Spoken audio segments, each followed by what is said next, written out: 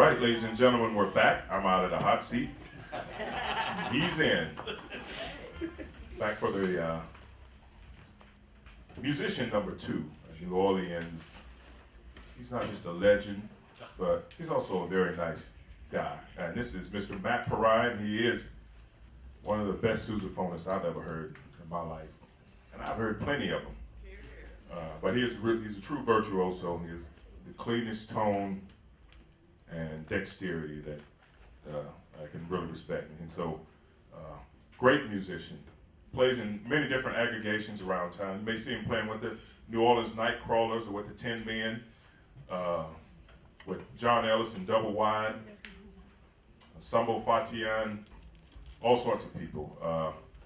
And he's a real New Orleans fixture as well, so it's a real pleasure to have him here, and I can't wait to get these stories out of him, hear all about it. But how about a big New Orleans welcome, ladies and gentlemen. Thank you, Bruce.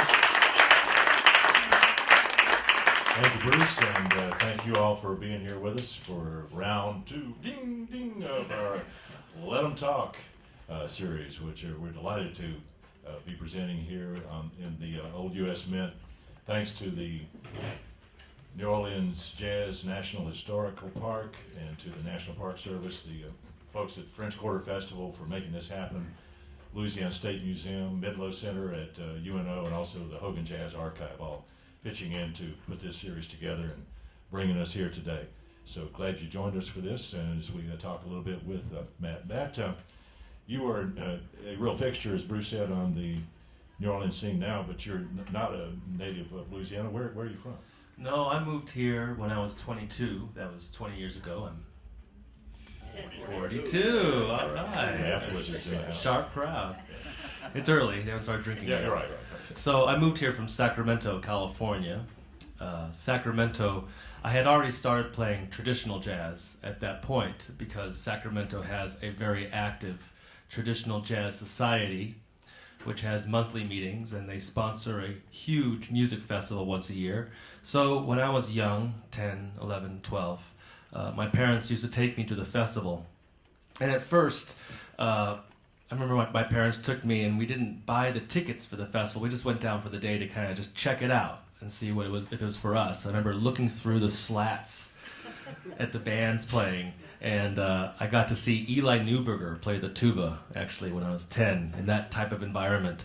And it was a great band from Boston called the New Black Eagles Jazz Band. And Eli, this tuba player, I didn't even play tuba at the time, but he came forward and he and the banjo player came off of the microphones and sat at the front of the stage, and they played When You Wish Upon a Star. And I'd never heard anything quite like that. And the way that Eli moved with his instrument, it was just something so, I don't know, sensual. If a 10-year-old can understand sensuality, that was my first clue into sensuality, is watching a grown man play the tuba. This explains a lot. And so shortly after that experience, there was a audition for a youth Dixieland band, and they needed a tuba player. At the time I played trombone, but I had a friend whose father played the tuba, so I borrowed his tuba for a couple of weeks and went and auditioned and started playing in that band. And in that band developed a real interest and knowledge in traditional jazz, New Orleans jazz, going into swing and all that. So by the time I was 22, I had gone to school, and I was back in Sacramento, trying to make my living primarily as an acoustic bass player. Because in school I found that while I loved to play the tuba, I didn't really want to play in a symphony orchestra. And I didn't really want to become a studio musician in Los Angeles. And those were really the only two options in terms of professional playing. Dixieland jazz wasn't something, or traditional jazz wasn't something you could make a living doing. So I had moved more toward the acoustic bass and the electric bass, which I still play. And I was, slogging out something resembling a living in Sacramento and around San Francisco. And I got called by Steve Yoakum, who lived in New Orleans. He had the day shift at the Maison Bourbon, which was from 2 to 7 in the afternoon, 6 days a week, and 5 hours a day. And he could not find one local tuba player who wanted to play there 5 hours a day, 6 days a week. So he called me up in California and said, "Do you want to move to New Orleans and play in my band?" And I have been here ever since. Good stroke. You grew up in Sacramento? I did, yes. Well, was there, obviously your folks were interested in music, they took you to the festival. Was there music around the house? Were you involved with it early? Yeah, my parents met in school band at Chico State. Neither of my parents were still playing music when I grew up, but there was a lot of records which I was encouraged to listen to. I mean, it seems like they taught me how to respect a record very young so that I could be left alone with their records. And there was a lot of Glenn Miller and a lot of Tommy Dorsey, and there was one Firehouse 5 record and some Les Algart, and my sister, I have 2 older sisters, so there was some pop music from the 70s, some Neil Diamond and some Barry Manilow and some musicals, so it was a pretty broad musical education. But what became really useful to me was the big band recordings, and also my sisters were both musicians, so they were hip enough to be into some kind of kind of jazz pop artists of the time, like Tom Scott, Maynard Ferguson. So that all got into my ears as well. And you started on trombone. Yes, I started on trombone in school band. Did the record collection, Glenn Miller you mentioned, and Tommy Dorsey, did that have any influence, or what made you go with trombone? The trombone. I used to go to see my sisters in concerts, and it seemed like the trombone players were just having a lot of fun. Just as a young person, watching a person play the trombone, what looks like more fun than that? So that's what drew me to it, frankly.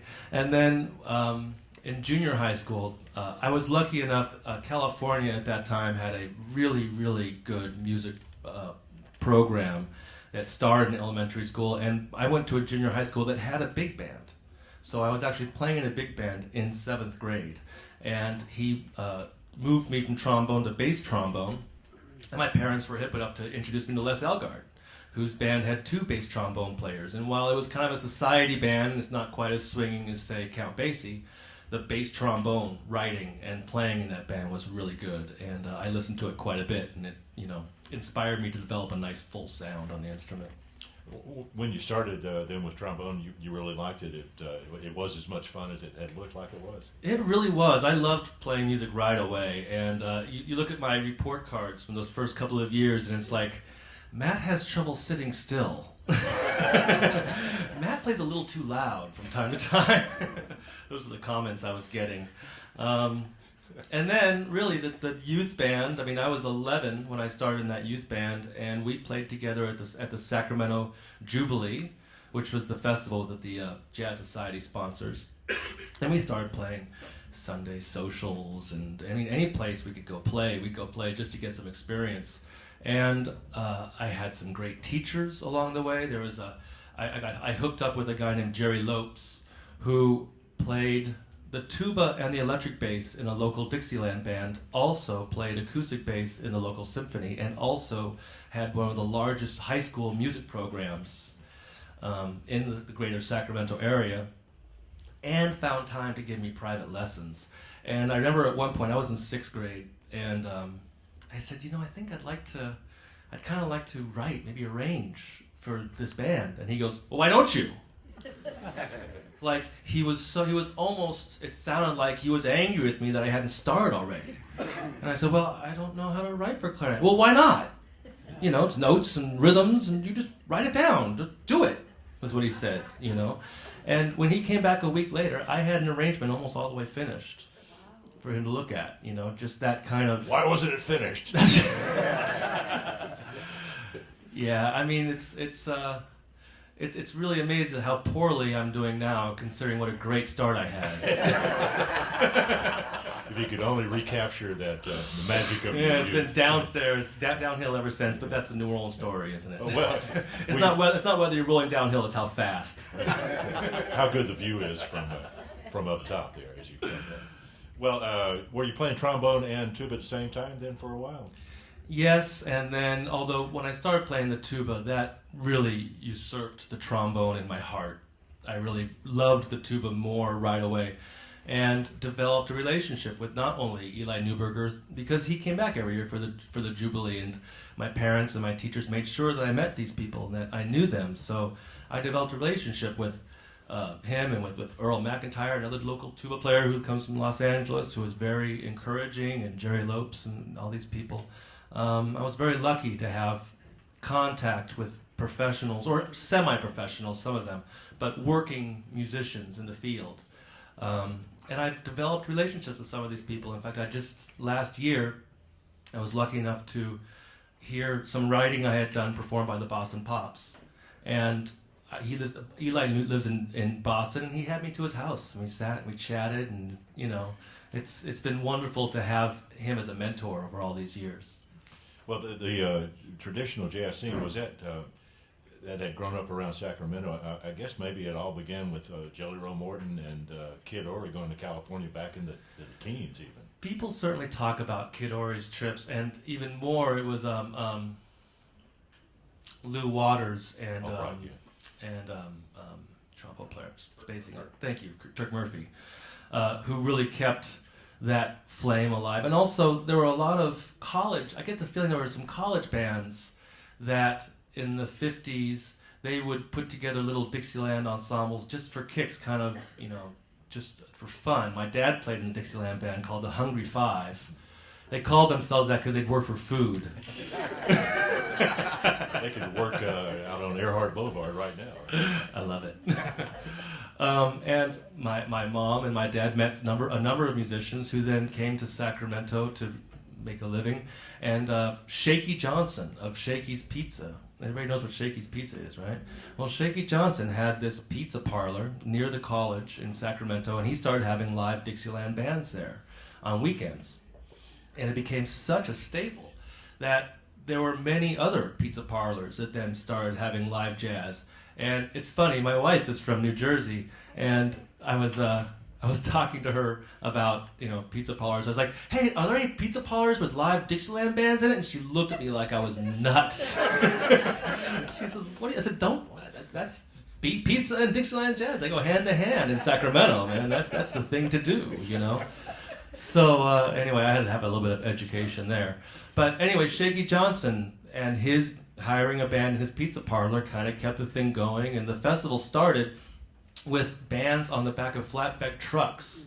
They drove around old Sacramento and played a couple of tunes, and no one got hurt, and everyone had fun. So the next year, they actually did that and had a couple of permanent stages, and it was, I believe, the first of the West Coast Dixieland bands. I might not, that Victoria might have been first, but it was one of the first ones, and it just really got bigger and bigger and bigger, totally out of control. They started bringing bands in from other countries, and before you knew it, they had spread out to the point that, how many here have been to the Jazz Fest here in New Orleans? Most of you, I guess. Well, the Jazz Festival, there are 5 or 6 stages within this one area. It's probably about a mile all the way around, 5 or 6 stages. Anyway, in Sacramento, they had gotten to the point that they had 4 or 5 locations of that many stages around town. And there were bands from 20 different countries, and it really went nuts.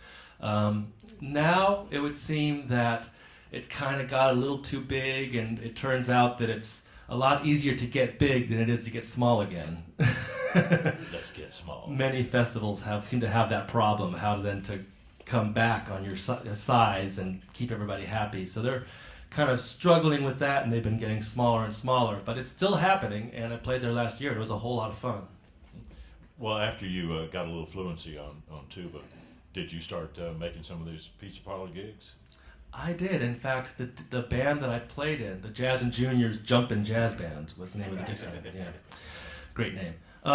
We started. There was a band that played at a pizza parlor on Sundays, and Jerry Lopes was the bass player in that band, and many of us were studying with people in that band, primarily through scholarships given to us by the Traditional Jazz Society. Something to mention: the Jazz Society, their motto is passing the torch, and so they always look for young musicians to introduce to this kind of music and keep it going in that way. So when were just a little bit organized, we started playing before they would play, and they'd give us a free pizza, and we'd go, play the video games. We watched the band afterwards, and it was a chance to, it wasn't once a week for us. I think we did it once a month or twice a week or so. But for years, that's where I spent my Sundays, playing traditional jazz and then listening to it. Were you beginning to try to collect records and get records of New Orleans music by that time? Not yet, no, because I had school bands that I also had to study with, and I was doing a lot of between the writing, and also I started playing the electric bass in that band. So between my school and playing the three instruments and playing the three at that point, trombone, tuba, and electric bass, and writing, I really wasn't looking too far outside of my immediate scope. Were you writing things in that vein? I was, yeah. The first thing I ever wrote was When Yuba Plays the Rumba on the Tuba, which I arranged for the Dixieland band that I played in. Yeah. Now you said we talked tuba. Was it tuba or sousaphone at that time? I played sousaphone first and then tuba. I only ever owned tubas until I got out of school. And when I graduated from school, then I found a sousaphone and pretty much never played the tuba again.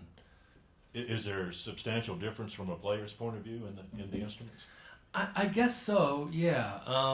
They have the same range. They sound very like each other, that if you were to blindfold a person and say, play a tuba and play a sousaphone, unless you have a very educated ear, you probably wouldn't hear the difference between the two.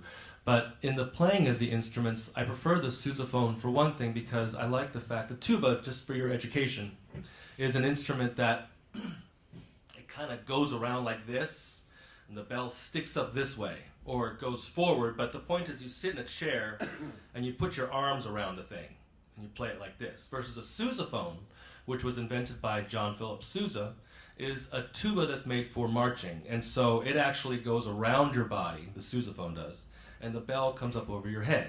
It's designed for walking. Or Sousa's band would also, from time to time, they would enter the stage mounted. They actually enter on horseback. And so Sousa needed a tuba that could be played on the back of a horse. Have you ever done that? I have never done it. I've never done it. Put it on your list. It's definitely in my bucket list. Yes. Yeah. Approach on horseback. Could be the last entry. It may be the only really crazy thing I've ever wanted to do and haven't done yet. Oh, we got some fun coming here to talk about these things. And of course, the sousaphone is perfect for throwing confetti and. Of course, yeah. I mean, the first time I ever marched in a actual Mardi Gras parade, it's about 6 miles from kind of St. Charles, and I had a horn. It was beat up. I didn't really care. So people would like to throw things into the horn. I go, hey, go ahead, throw your beads in here. What the heck, you know? And by the end of the parade, I had to actually play down a half step because the beads had filled the horn to the point that the pitch of the instrument had been affected. So back in Sacramento, you're a teenager and you're learning all this stuff. Was it pretty obvious to you in those years even that music was going to be what you would do? It was, yeah. Junior high school was when I really decided that I was going to be a professional musician. And it was a difficult decision because at the time I didn't know any truly professional musicians. I'd never met one. All the musicians I met at the festival were all amateur players. I mean, very, very good amateur players, but they all had other jobs. And everybody who I spoke to said, you're a very talented musician and you could probably do well, but you should really get a job because, frankly, that's what they'd all done. And they couldn't imagine what it would be like. They had no good advice to give me on how to be a professional musician. So I decided when I was in junior high, I was like, okay, well, let's see. I'm not going to make any money, so I better know how to have joy. I had to think about, can you be happy in this world without a lot of money? And I looked around. I found that you probably could be happy and not have a lot of money, but what would I not have? I would probably never own my own house. I decided I don't know if I knew anybody who lived in apartments. I lived we had a house. We lived in a cul-de-sac in a suburban neighborhood. But I pictured myself in an apartment with my children. I figured my children would never get the nice things they liked, but that we would be happy somehow. That happiness was going to come from somewhere else, you know. So that's how I went into this life, really. I was pretty young when I was coming to these realizations. And that's a lot to do with why I played the tuba, the electric bass, and the acoustic bass, was I figured I better give myself every possible chance. if I'm going to play music for a living, if that's what I'm going to do. And started studying a lot of different styles of music with the idea that someday I was going to get called in to play something that I better know how to do it or else I wasn't going to be able to make it. Yeah, so just for self-preservation reasons, expand your range. Yeah, it wasn't very romantic, really. Well, now you went to school, college after high school to study music. I did. I actually didn't graduate from college. I was there for a year and a half, and I had gone to college with the idea that I should get a degree in case I wanted to teach. But then I saw at the time, it seemed like the music programs everywhere were failing. It seemed like music was the first thing to get cut from education. I wasn't sure if there'd be a job waiting for me. And in the end, that's all probably just rationalization. I just really wanted to play my instruments. And I was able to do that a lot in school, but then I had an opportunity to go work, when I was 19, I got a chance to go play on a cruise ship for Carnival Cruise Lines with two of my best friends from college. So the three of us went on a cruise ship for 4 months together on a Carnival Cruise Lines. The Love Boat. Yes. That was a wonderful time in my life, I have to say. It was a lot of fun. Oddly, what I learned more than anything else from that experience was what I did not want from the music industry, which was, basically you show up and you play the same show every time, and nobody really cares about any artistic ideas you have or any kind of, there was basically no artistic outlet. It was all nothing but craft on the cruise ship. And I left there with some pretty good ideas of where I wanted to go next. So it was actually a very useful, fun experience. You had been at Cal Northridge? Cal State Northridge, yes, Yeah. which had an excellent music program, and I learned a lot there. Yeah. Having had the cruise ship experience, then what did you do after that? You kind of got your eyes open about that side of the music business. I went back to Sacramento, and I started working on trying to make a career as a musician. And at first I had to take a day job for about 6 months, but after a while the music usurped the day job, and I started playing in the traditional bands there, including Stan Mark's band, and his band. By this point, there were a lot of festivals in the West Coast, traditional jazz festivals, all up and down the coast, starting from September, going all the way through to the New Year. There was a festival every weekend, and you had all these retired people who had their RVs and they're on their pensions, their fixed incomes, and they would just go from festival to festival in their RVs. They were like the Dixieland Grateful Dead.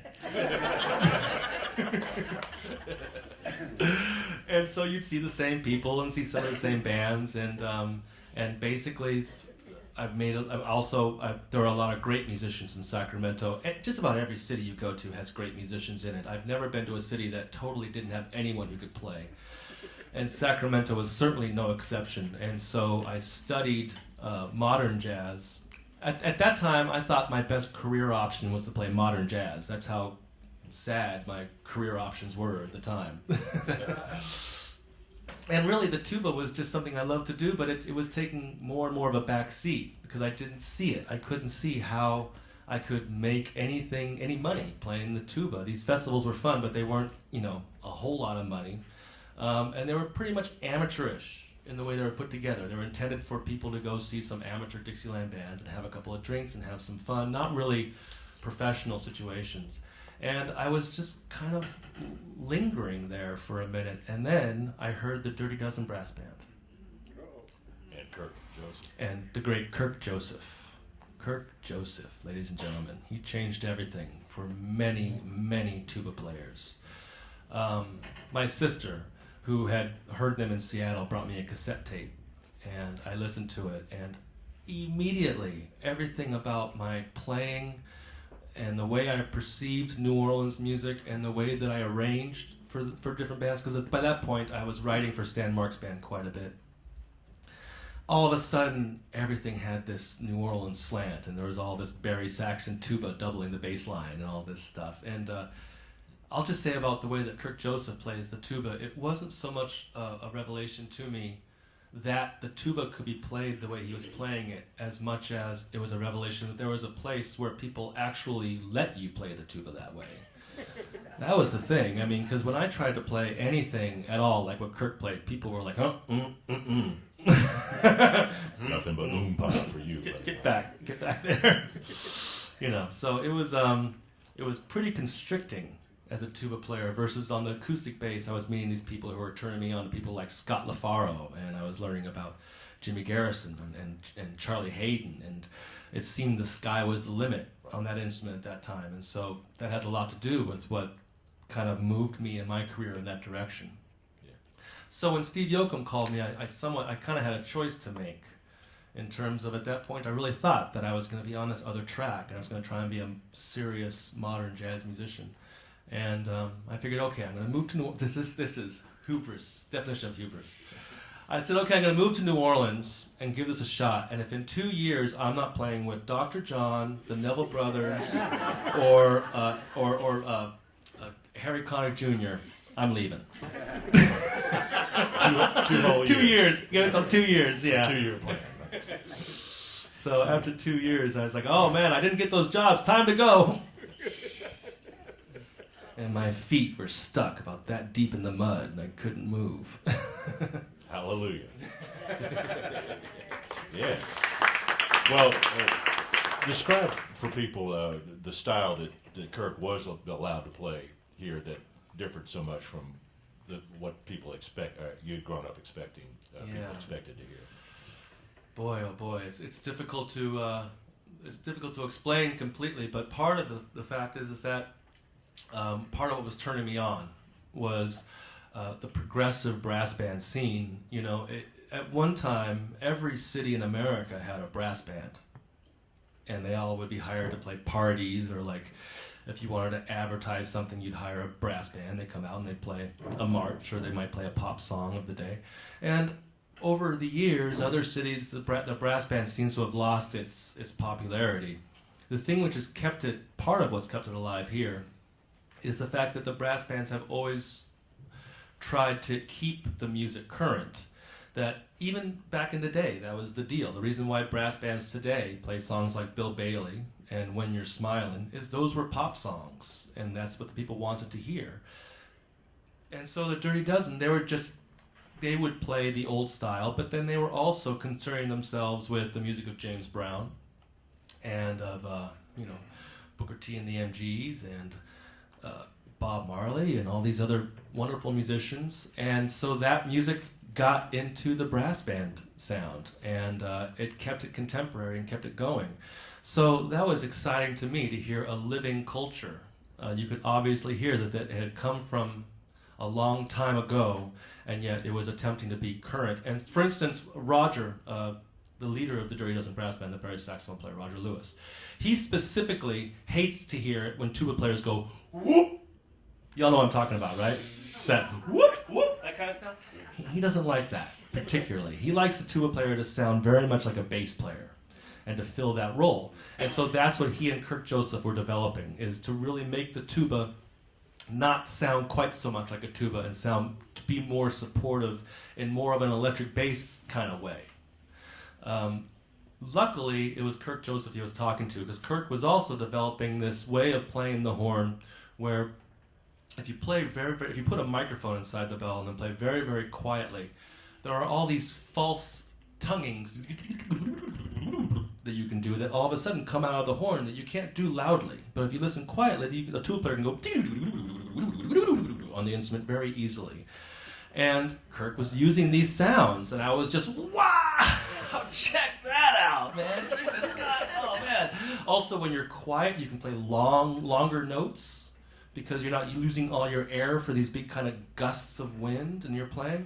And it just really knocked me out. And so like I said, 2 years later, I get the opportunity to move to New Orleans. How had you known Steve Yoakum?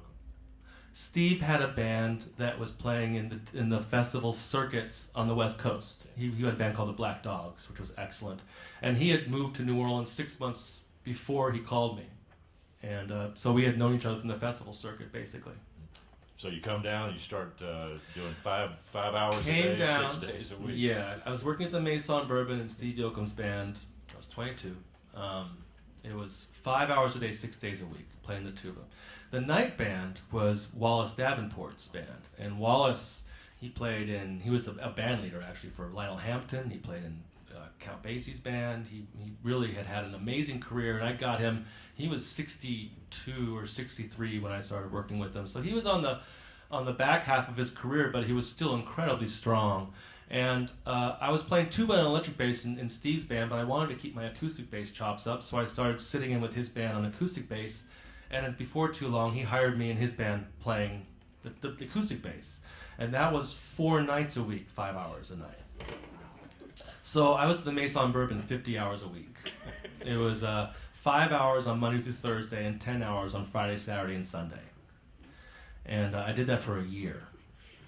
And I met a lot of musicians. I learned most of the kind of standard tunes that a musician in New Orleans needs to know, and saved up a little bit of bread, got very strong on my instruments. You know, that's one reason why New Orleans musicians are so strong, is that we tend to play multiple jobs a day, and they tend to be long jobs. So we stay strong on our instruments. So you got a real compact, intense education. Indeed. Also, spending that much time on Bourbon Street taught me quite a bit as well. The club owner was so mean that I remember one time there was a fight broke out on Bourbon Street, and he went inside and grabbed an empty liquor bottle and rolled it between them. Nice guy. Step it up a little. Yeah, have you seen this? There's a commercial running now. There's some chicken or something that says, "The flavors of Bourbon Street." Oh, I said, I don't think we want those. Not very good advertising. No, indeed.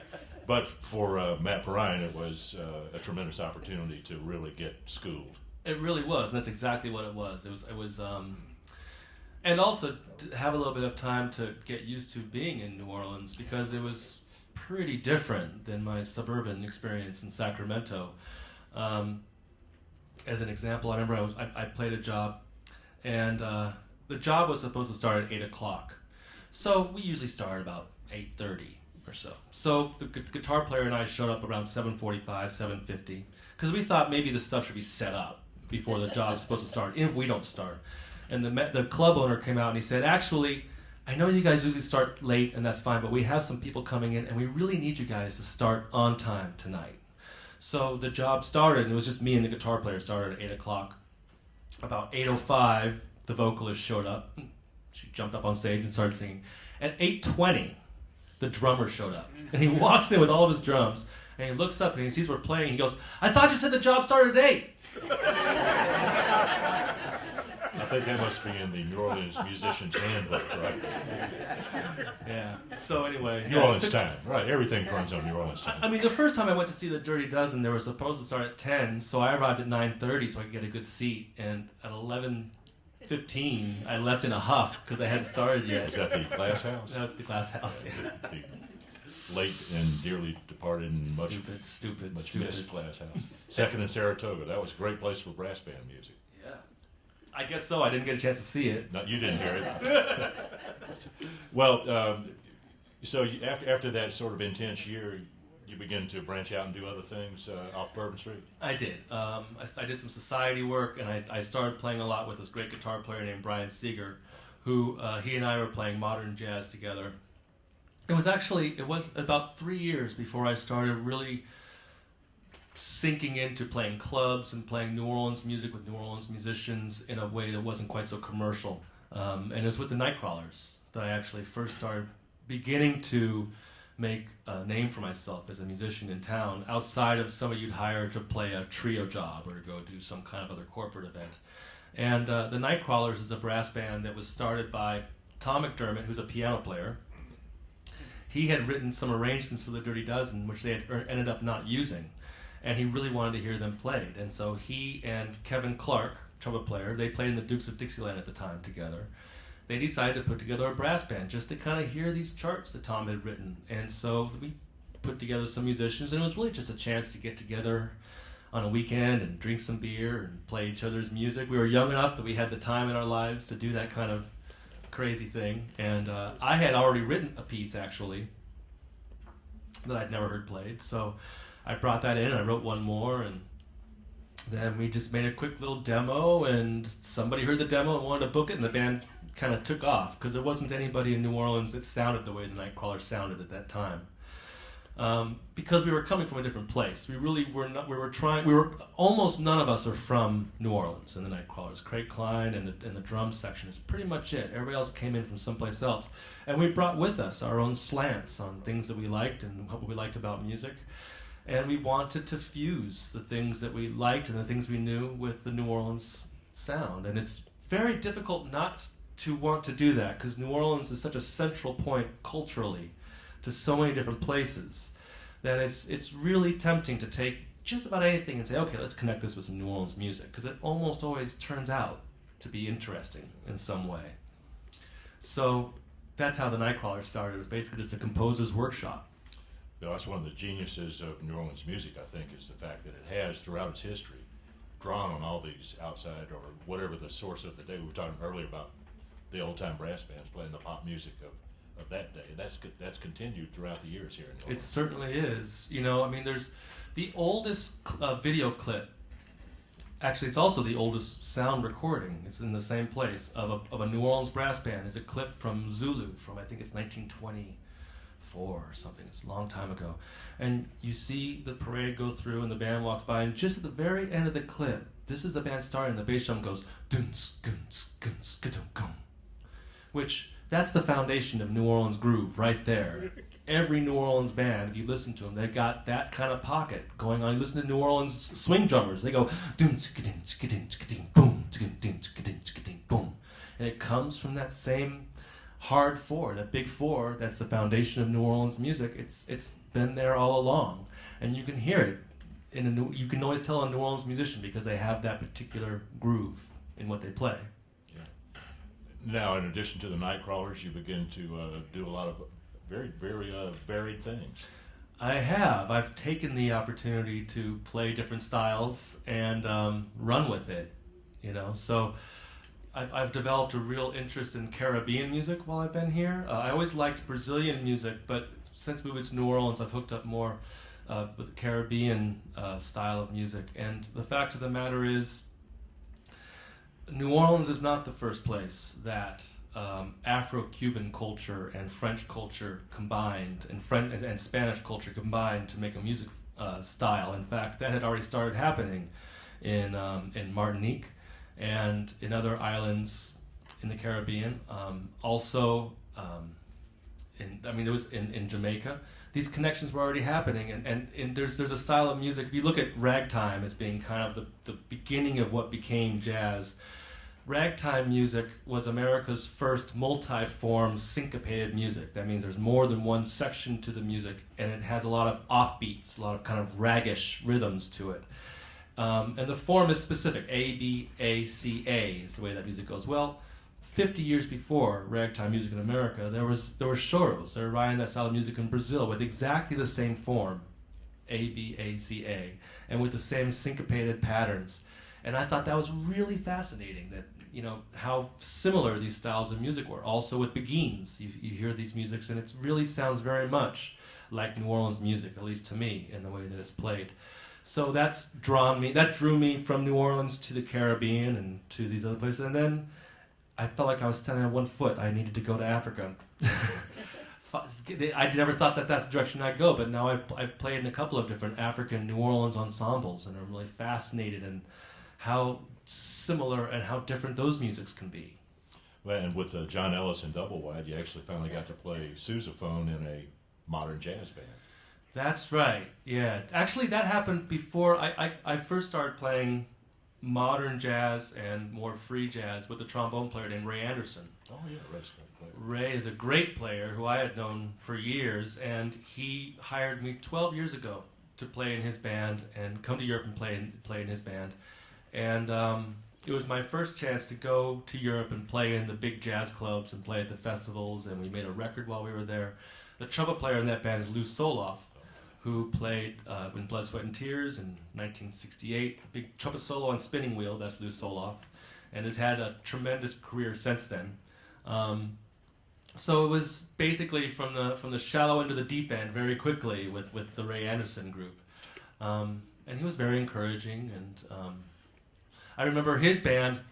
He would go into these. The band would go into these crazy music spaces where there were no notes played. They were just grunting and howling and simmering and clacking on their instruments. And I remember being on the road with him, going, "Okay, well, I gotta practice so I can do this gig." And my practice would be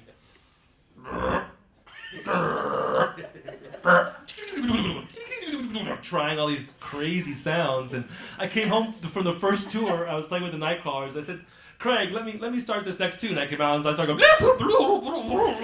And Craig goes, "Oh, there's that Ray Anderson stuff."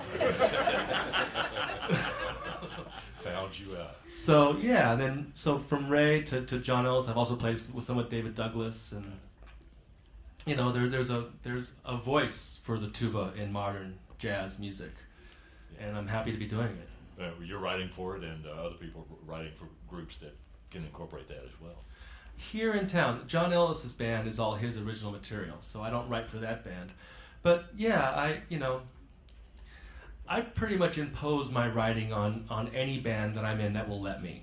That's totally my strategy. I mean, basically every band I've been in, I'll say, "Hey man, look, you want some material? I got some material." And, you know, sometimes that works and sometimes that doesn't. But I'm glad that I have done that through the years, because I've actually, the television show Treme. Let's hear for Treme. Woo. Peabody Award-winning Treme. Yes, indeed. That's right. They actually picked up a few of my songs, so that was great. Writing which I never got paid for at the time, and I did just to kind of do it for the joy of it, has actually been financially successful for me. So thank God for that. Yeah. Well, who all are you actively working with these days, man? Well, let's see. The Tin Men, I'll be actively playing with the Tin Men in about 20 minutes. Right outside here. So I also play with the Nightcrawlers. I do a lot of writing. I had mentioned I had done some writing that got played by the Boston Pops. The Dukes of Dixieland hired me to write some Pops arrangements for them.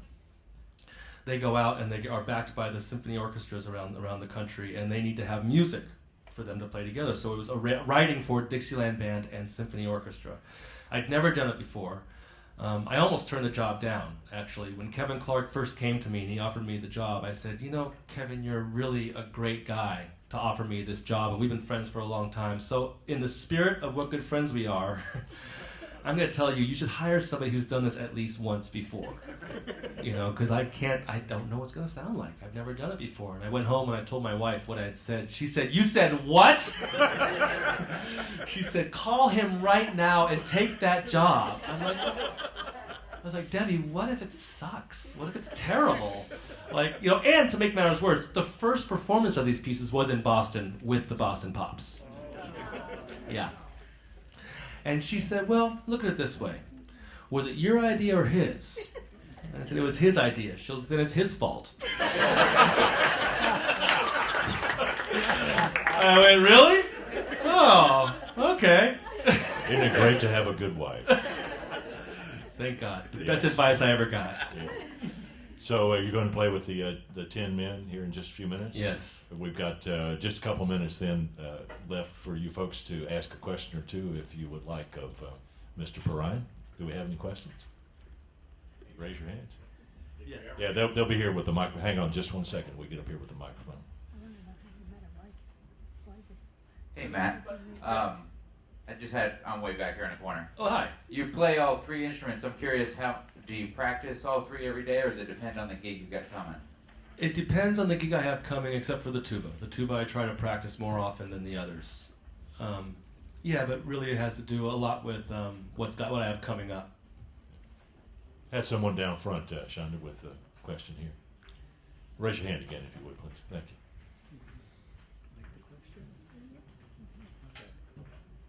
I just wonder if you ever got with the Neville Brothers or with Harry Connick Jr. I did. I worked with Aaron Neville after a while, and Harry and I have played a little bit together. So, and I've recorded with Dr. John. So, 20 years later.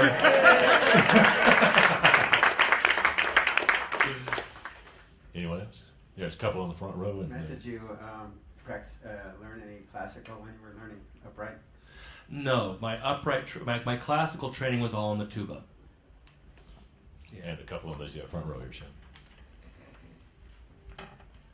This is not a musical question, this is a personal question. We're originally from New Jersey. Now, how did you meet a nice lady from New Jersey and you're from California? Well, actually, we met at the jazz festival. I was playing at the festival. I was playing. My wife to be was with a friend, and they were. He was actually moving to Colorado, and she was coming with him for a road trip. And they heard they were going down as far as Memphis, and they were going to cut across. Well, they heard that it was the festival going on, so they changed their plans and came to New Orleans for a couple of days. That's how close we came to not even meeting. Anyway, they came down. They saw me on one day, and I was playing the acoustic bass with Tim Laughlin. So I had a suit and a tie, and my hair was slicked back, and sunglasses, and I'm Mr. Cool Jazz Guy. And then the next day, they came back, and I was playing at the festival with Rick Trolson's band Neslord, which is a fusion, kind of a Zappa-esque fusion band. So I had purple Doc Martens and purple pants and a tie-dye shirt, and my wife came and said, "Are you the same person I saw play?" And so we met at the festival. We started writing to each other. The beginning of our romance was in letters. Man, there is nothing like that. Really. I mean, you all are old enough to know, but many people don't know how great that is you put your heart out on a piece of paper, you put a stamp on it, and you put it in the mail, and if that other person gets right back to you, it's a week. Oh my God. It was outstanding.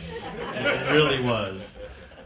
And we just fell in love right away. She came to visit, and we fell in love right away, and I went and met her parents and brought her down here. And she's now, by the way, Debbie Davis! Debbie is celebrating her first release. It just came out a couple of weeks ago. It's called It's Not the Years, It's the Miles. It's on Threadhead Records, which unfortunately I don't think we have time to get into today, but just very briefly, Threadhead Records is a non-for-profit record label on purpose. And they basically give artists money to record records with a handshake and in good intention for the artist to pay them back. And when the artist does pay them back, the artist owns the record completely. It's really outstanding, it's unprecedented, and the fact that it's gone on this long is something amazing. So any of you who want to support New Orleans music and you have a couple of extra pennies in your pocket, go to threadheadrecords.com. Yeah, Debbie Davis is a wonderful singer, and this man is a great, great musician. Please, a nice round of applause for Mr. Matt Perrine. Thanks, folks. Matt's off to play the 10 Men right outside the door here, and we invite you to stick around and listen if you'd like to.